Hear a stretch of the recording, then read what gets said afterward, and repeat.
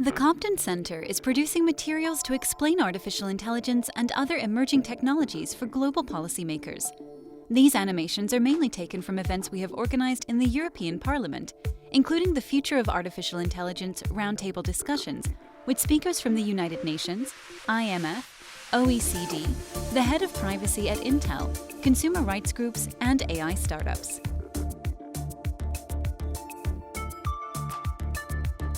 So first of all, then, conceptualizing the economics of AI. There have been some brilliant thinkers in this area over the last few decades, but actually most of them have not been economists. Most of them have been AI practitioners.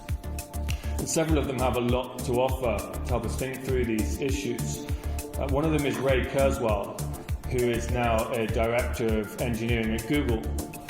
And actually, my father set up and ran a software company for 25 years, and when I was a teenager, he would be constantly encouraging me to read the books of Ray Kurzweil, who would predict how AI was going to develop by looking at the processing powers in computers doubling consistently.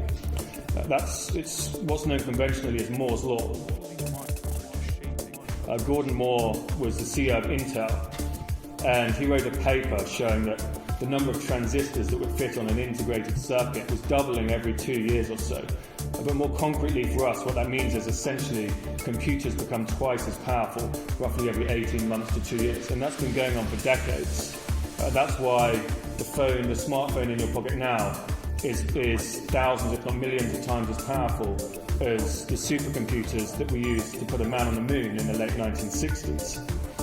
One of the other things that Kurzweil talks about is how the human brain is not very good at computing these types of exponential trends.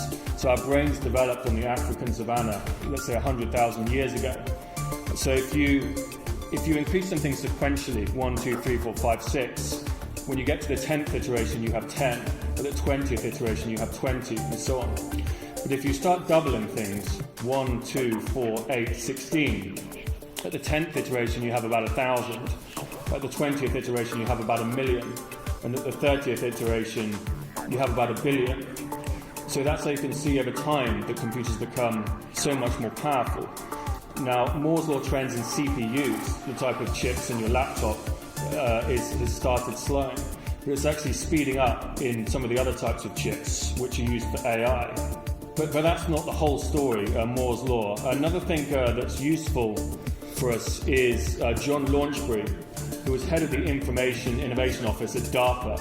That's essentially the part of the US military that plots out, that comes up with really far-out technological projects. So they essentially invented the internet and GPS, and more recently they led the program on self-driving cars and so on. And Launchbury talks about 3 waves of AI. The first wave is handcrafted AI. So that's programmers actually programming intelligence in by hand. So if you think about AI that plays chess, someone would actually have to program in all of the openings and how to play a game of chess at different stages. But that obviously has its limitations. So the second wave is machine learning, which is what we're in at the moment. And again, to continue the chess idea, that's where AI will learn how to play chess, either by looking at other games or just by playing itself, which the more recent neural networks do. And that's how actually self-driving cars developed. It was very difficult to program them using handcrafted AI, but through machine learning that was achieved. But that wave still has its limitations. So the third wave that Launchbury talks about is contextual adaptation. So in the machine learning wave, let's say an AI could become very good at telling the difference between a dog and a cat, for the sake of argument. But it does need to see 1 million dogs and 1 million cats to be able to do that. So that has its limitations, whereas in the third wave of contextual adaptation, if you think about a human child, for instance, can learn very quickly the difference between a dog and a cat. And when we move into this third wave of AI, that will be the key new capability. And actually, a lot of what we think of as quote-unquote artificial intelligence, what's come from the movies and sci-fi and so on, is more third wave AI. And then one more point just on conceptualizing the economics of AI. There's an idea called machina economicus. In economics, we often like to model things with this idea of what's called homo economicus, the economic man or person. And we see this idea of a perfectly rational utility maximizer. Now, obviously, it's not realistic in any serious sense, but it's been useful for economic modelling. But as artificial intelligence becomes more prominent in the economy, let's say when AI can buy your insurance for you, order your holiday for you, and so on and so on. Actually, whereas we know consumer psychologists will talk about how much humans are influenced by the colours on the website and the shapes and the design layout and so on, an AI ordering that for you will be something closer to the economic modelling of a perfectly rational utility maximizer. So actually a lot of those economic models that have been built up over the last 60 or 70 years, which have been somewhat farcical in many cases, become more relevant because it is something approaching that. And that then brings me on to the second part of this talk, which is AI and the future of work. And this is really what gets a lot of the headlines in the newspapers. A lot of it dates back to a paper from two researchers at Oxford University in 2013, Fry and Osborne. And the headline figure from that was that 47% of work in America is liable to be automated, I think, by the mid-2030s. PricewaterhouseCoopers, it's around 30% of work by the mid-2030s. And McKinsey and so on, that they all produce similar papers.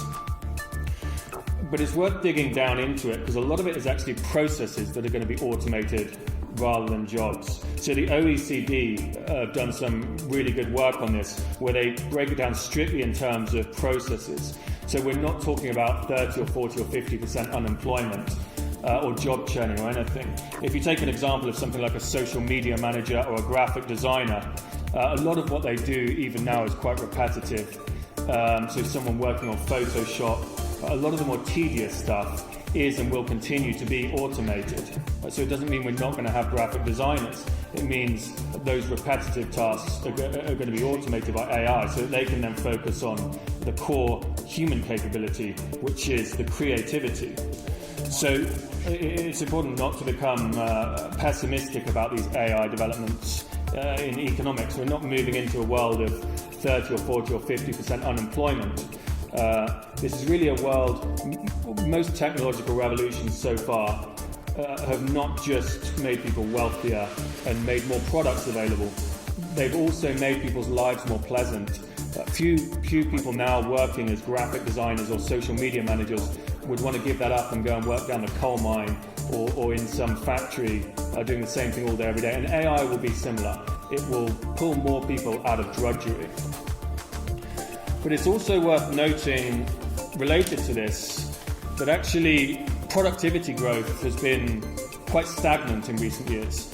And many people are saying now that millennials, the generation born from the early 1980s onwards, will be the first generation for some time that will be poorer than their parents. In fact, you could even argue the first generation since perhaps before the Industrial Revolution that will be poorer than their parents. And there's this, it's kind of technical to define what that means, but there's some good articles in the Financial Times and some work by the World Economic Forum. But it touches on a Nobel Prize winning economist, Robert Solow. And the work that he did essentially on long-term economic growth showed that about 87% of long-term economic growth comes from technology. But there's also what's known as the Solow paradox. And that was related to the computing revolution, where he said, we see the computer revolution everywhere about us, but not in the productivity statistics. So in the Industrial Revolution, for instance, before the Industrial Revolution, you had someone, let's say, making pairs of trousers, and they might be able to make a pair of trousers every 2 days or so, cutting the cloth and stitching. Then the Industrial Revolution happens, you have machines everywhere, and all of a sudden they can produce 20 pairs of trousers a day, or whatever it happens to be. So if you look at productivity over human history, it's essentially flat like this. Medieval Europe was not really any more productive than, let's say, the Romans or even the Bronze Age. Then you hit the Industrial Revolution and it shoots up like this, as all of these machines lead to massive increases in productivity. But we're not really seeing that with AI so far. Now there's a couple of points here. First of all, for instance, in terms of the graphic designer, unlike, let's say, the factories of the Industrial Revolution, they're not necessarily producing more stuff. It may just enable them to be more creative as the more tedious tasks become automated. But also, I think probably the Industrial Revolution, a lot of the huge productivity gains happened several waves into it, let's say, to continue Launchbury's analogy. I suspect it's going to be the third wave of AI that's going to really bring those massive productivity gains. But it just reinforces this point. There's a lot of talk at the moment about taxing robots. We don't need to be talking about this right now. You know, we have essentially the first generation for arguably centuries that will be poorer than their parents. We have very low productivity growth. We have very low unemployment. We're not seeing any of the signs that some of these people are talking about. So we actually need the opposite of that. We need as much AI and as much robotics research as possible.